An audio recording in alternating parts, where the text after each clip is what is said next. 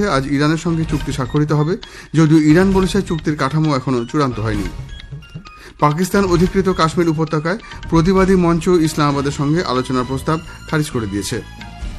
বিশ্বকাপ ফুটবলে আজ ব্রাজিল মরক্কো এবং সুইজারল্যান্ড কাতার দুটি ম্যাচই 1-1 গোলে অমীমাংসিত অবস্থায় শেষ হয়েছে। আসছে বিস্তারিত খবরে। প্রধানমন্ত্রী নরেন্দ্র মোদী দুদেশের সফরের প্রথম দিনে আজ ফ্রান্সের নিসে পৌঁছেছেন। এই সফরে তিনি ফরাসি রাষ্ট্রপতি ইম্যানুয়েল ম্যাক্রোর সঙ্গে দ্বিপাক্ষিক বৈঠক করবেন এবং পরে ভারত ইনোভেটসের সূচনা করবেন। বিশেষ আমন্ত্রিত হিসেবে তার G7 সম্মেলনেও যোগ দেওয়ার কথা। এদিন সেদেশের ভারতীয় সম্প্রদায় প্রধানমন্ত্রীকে নেগ্রেস্কো হোটেলে এক অনুষ্ঠানের মাধ্যমে স্বাগত জানায়। ফরাসি ও ইটালীয় নৃত্য শিল্পীরা ভারতীয় নৃত্যশৈলী পরিবেশন করেন। সফরের পরবর্তী পর্যায়ে আজই তিনি স্লোভাকিয়া যাবেন। সেদেশের বাতিস্লাভায় প্রধানমন্ত্রী স্লোভাকিয়ার রাষ্ট্রপতি পেলিগ্রিনি ও প্রধানমন্ত্রী ফিকোর সঙ্গে দেখা করবেন। চলতি মাসে 16 এবং 17 তারিখে তিনি ফ্রান্সের এভিয়ানে G7 শীর্ষ সম্মেলনে যোগ দেবেন। এই নিয়ে পরপর 8টি G7 বৈঠকে ভারতকে ডাকা হল, যা এ দেশের প্রতি অংশীদার দেশগুলির বিশ্বাসকে তুলে ধরে বলে প্রধানমন্ত্রী সোশ্যাল মিডিয়ায় মন্তব্য করেছেন। স্লোভাকিয়ায় নিযুক্ত ভারতের রাষ্ট্রদূত অপূর্বা শ্রীবাস্তব বলেছেন, প্রধানমন্ত্রী নরেন্দ্র মোদীর স্লোভাকিয়া সফর দুই দেশের মধ্যে সহযোগিতার নতুন দিগন্ত উন্মোচন করবে, অর্থনৈতিক সম্পর্ক আরও সুদৃঢ় করতেও সহায়তা করবে। স্লোভাকিয়ার ব্রাতিস্লাভায় আকাশবাণীর প্রতিনিধির সঙ্গে আলাপচারিতায় তিনি একথা বলেন। The visit of Prime Minister to Slovakia is going to be a historical one because this will be the first ever visit by any Indian Prime Minister to Slovakia. So we are all looking forward for this visit, and this is likely to enhance not only the political relations but also deepen economic engagements and open new avenues for cooperation in various sectors like defense, clean technology, cybersecurity, tourism and people-to-people contact. ফ্রান্সে নির্ধারিত G7 সম্মেলনে আগামী সপ্তাহে মার্কিন রাষ্ট্রপতি Donald Trump প্রধানমন্ত্রী নরেন্দ্র মোদী সহ বিশ্বের অন্যান্য নেতাদের সঙ্গে বৈঠকে বসবেন বলে হোয়াইট হাউসের পক্ষ থেকে জানানো হয়েছে। ট্রাম্প প্রশাসনের একজন শীর্ষ কর্মকর্তা জানিয়েছেন, এই বৈঠকে মূলত অর্থনৈতিক উন্নতি, পণ্য সরবরাহ ব্যবস্থা, কৃত্রিম বুদ্ধিমত্তা, যৌথ বিনিয়োগ এবং বিশ্ব নিরাপত্তার মতো গুরুত্বপূর্ণ বিষয়গুলো নিয়ে আলোচনা হতে পারে।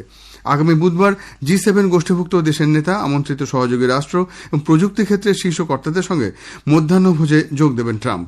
তবে তার ঠিক আগেই প্রধানমন্ত্রী নরেন্দ্র মোদীর সঙ্গে একটি দ্বিপাক্ষিক বৈঠক করার কথা রয়েছে মার্কিন রাষ্ট্রপতির। ভারতীয় মহাকাশ গবেষণা সংস্থা ইসরোর চেয়ারম্যান ভি নারায়ণন জানিয়েছেন, পারমাণবিক শক্তি দপ্তরের সঙ্গে যৌথভাবে তারা এমন একটি হিটিং সিস্টেম বা তাপ নির্গমন যন্ত্র বানিয়েছেন যাতে চাঁদে অত্যন্ত ঠান্ডা আবহাওয়াতেও মহাকাশযানকে উষ্ণ রাখা যায়। গতকাল ইসরোর চেয়ারম্যান বেঙ্গালুরুতে একটি বৈঠকে বলেন, চন্দ্রযান 3 অভিযানের ল্যান্ডার বিক্রম পুরোপুরি সৌরশক্তি চালিত, কিন্তু তা চাঁদের ওপর কেবলমাত্র 14 দিন সক্ষম থাকতে পারে। এ ব্যাপারে যে তাপ নির্গমন যন্ত্র বানানো হচ্ছে তার মাধ্যমে ল্যান্ডারটি অন্তত 200 দিন চাঁদের অতি শীতল পরিস্থিতিতে ঠিকঠাক কাজ করতে পারবে। প্রধানমন্ত্রীর উপস্থিতিতে আগামী 21শে জুন কলকাতায় আন্তর্জাতিক যোগ দিবসের অনুষ্ঠানে যোগ দেওয়ার জন্য যোগ সঙ্গম পোর্টাল চালু করা হবে। যোগ দিবসের অনুষ্ঠানের প্রস্তুতি নিয়ে পশ্চিমবঙ্গের স্বাস্থ্য সচিব নারায়ণ স্বরূপ নিগম গতকাল স্বাস্থ্য ভবনে বৈঠক করেন। আজ সকালে এই পোর্টালটি খোলার কথা। বিভিন্ন আবাসন, স্কুল, কলেজ, সরকারি প্রতিষ্ঠানের সবাইকে এই পোর্টালের মাধ্যমে যোগ অনুশীলনে যুক্ত হওয়ার জন্য তিনি আহ্বান জানিয়েছেন। এই জন্য লিঙ্ক পেতে হোয়াটসঅ্যাপ নম্বর থেকে 1800-315-7008 নম্বরে মিস কল দিতে হবে বলে তিনি জানিয়েছেন। National testing agency NTA Karmayogi Bharat প্ল্যাটফর্মের মাধ্যমে পরীক্ষক ও পরীক্ষা সংক্রান্ত আধিকারিকদের পরীক্ষা কর্মযোগী নামে একটি বিশেষ প্রশিক্ষণ কর্মসূচির ব্যবস্থা করেছে। এর লক্ষ্য হল পরীক্ষা চলাকালীন নজরদারি ব্যবস্থাকে আরও সুদৃঢ় করা। অফলাইন পরীক্ষার ক্ষেত্রে পরীক্ষক এবং অন্যান্য কর্মচারীরা কী ভূমিকা নেবেন তা এই প্রশিক্ষণ চলাকালীন NTA কর্তৃপক্ষ বুঝিয়ে দেবে। সর্বভারতীয় মেডিকেল প্রবেশিকা পরীক্ষা নিটের ক্ষেত্রেও পরীক্ষা কর্মযোগী কর্মসূচি কার্যকর করা হবে। খবর শুনছেন আকাশবাণী থেকে। আমাদের সংবাদ শোনা যাবে ইউটিউব চ্যানেল আকাশবাণী সংবাদ বাংলা, ফেসবুক ও ইনস্টাগ্রাম আকাশবাণী সংবাদ কলকাতা এবং এক্স হ্যান্ডেল AI নিউজ কলকাতাতে। আসামের জোরহাটে ভারতীয় বায়ুসেনার AN-32 বিমান দুর্ঘটনায় 5 সেনাকর্মীর মৃত্যু হয়েছে। বায়ুসেনা ঘাঁটিতে অবতরণের সময় গতকাল বিমানটি ভেঙে পড়ে, এরপরেই তাতে আগুন ধরে যায়। এই ঘটনায় squadron leader Prashant Singh, flight lieutenant Shubham Kumar, sergeant Jitendra Sharma, Agniveer Khemaram Kumawat এবং অগ্নিবীর দানিশ আলম প্রাণ হারিয়েছেন।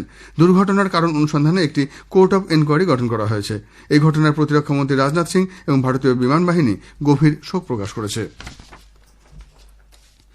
ভারতীয় আবহাওয়া দপ্তর আইএমডি আজ উত্তর পূর্বাঞ্চল, আন্দামান ও নিকোবর দ্বীপপুঞ্জ, কেরালাম, মাহে, ওড়িশা, তামিলনাড়ু, পুদুচেরি এবং কারাইকালের কিছু অংশে ভারী বৃষ্টিপাতের পূর্বাভাস দিয়েছে। আইএমডির মতে আগামী 2 থেকে 3 দিনের মধ্যে কর্ণাটক, তেলেঙ্গানা, অন্ধ্রপ্রদেশ, ওড়িশা এবং দক্ষিণ ছত্তিশগড়ের আরও কিছু অংশে দক্ষিণ পশ্চিম মৌসুমী বায়ু বা বর্ষার অগ্রগতির জন্য অনুকূল পরিস্থিতি তৈরি হয়েছে। আবহাওয়া দপ্তর আজ পূর্ব রাজস্থানের বিচ্ছিন্ন কিছু এলাকায় ঘণ্টায় 60 থেকে 70 কিলোমিটার বেগে ঝোড়ো বাতাস এবং বজ্রবিদ্যুৎ সহ ঝড়ের পূর্বাভাস দিয়েছে। এদিকে আজ মহারাষ্ট্রের কিছু অংশে তাপপ্রবাহ হতে পারে। আগামীকাল পর্যন্ত উপকূলীয় অন্ধ্রপ্রদেশ, কোঙ্কণ, গোয়া এবং ওড়িশায় গরম ও আর্দ্র আবহাওয়া বজায় থাকার সম্ভাবনা রয়েছে। নানা অনুষ্ঠানের মধ্য দিয়ে আজ বিশ্ব রক্তদাতা দিবস পালন করা হচ্ছে। মানুষের প্রাণ বাঁচানোর জন্য রক্তদানে উৎসাহিত করাই দিনটি পালনের মূল লক্ষ্য। রক্তের গ্রুপ আবিষ্কারক, চিকিৎসক, গবেষক ল্যান্স স্টেইনারের জন্মদিনের স্মরণে দিনটি পালিত হয়ে থাকে। উল্লেখ্য, ল্যান্স স্টেইনার রক্তের গ্রুপ আবিষ্কারের জন্য নোবেল পুরস্কারে সম্মানিত হয়েছিলেন। দিনটি উপলক্ষে বহু স্বেচ্ছাসেবী সংগঠনের পক্ষ থেকে নানা কর্মসূচি ও রক্তদান শিবিরের আয়োজন করা হয়েছে। কেন্দ্রীয় স্বাস্থ্য প্রতিমন্ত্রী প্রতাপ রাও যাদব বলেছেন, দান করা রক্তের প্রতিটি বিন্দু নতুন জীবন দান করে, বহু পরিবারের মুখে হাসি ফিরিয়ে আনে। মার্কিন যুক্তরাষ্ট্রের রাষ্ট্রপতি ডোনাল্ড ট্রাম্প গতকাল বলেছেন, ইরানের সঙ্গে যুদ্ধ অবসানের লক্ষ্যে আজ একটি চুক্তি স্বাক্ষরিত হবে এবং এরপরই কৌশলগত গুরুত্বসম্পন্ন হরমুজ প্রণালী সকলের জন্য উন্মুক্ত করে দেওয়া হবে। উল্লেখ্য, এর আগে পাকিস্তান ইঙ্গিত দিয়েছিল এই ধরনের একটি চুক্তি সম্পাদনের জন্য অনেক দূর কথাবার্তা এগিয়েছে। ঠিক তার কয়েক ঘন্টা পরেই ট্রাম্প এই মন্তব্য করেন। তবে ইরানের ইসলামিক রেভলিউশনারি গার্ড কোর চুক্তি স্বাক্ষরের বিষয়টি অস্বীকার করেছে। তারা জানিয়েছে যে চুক্তির কাঠামো এখনো চূড়ান্ত হয়নি এবং এই দিনটি নিয়ে ট্রাম্পের অস্বাভাবিক জেদের তারা সমালোচনা করেছে। পাকিস্তান অধিকৃত কাশ্মীর উপত্যকায় সাধারণ মানুষের প্রতিবাদ ক্রমশ বেড়ে চলেছে। ইসলামাবাদ প্রতিবাদীদের সঙ্গে আলোচনায় বসতে চাইলেও জয়েন্ট আওয়ামী অ্যাকশন কমিটি সেই প্রস্তাব নাকচ করে দিয়েছে। তারা জানিয়েছে এসব আলোচনায় কোনো ফল হওয়ার সম্ভাবনা নেই। অ্যাকশন কমিটি আরও বলেছে, এর আগেও বহুবার আলোচনা হয়েছে, কিন্তু পাক কর্তৃপক্ষ প্রতিশ্রুতি দিয়েও পরে সবকিছু অস্বীকার করেছে।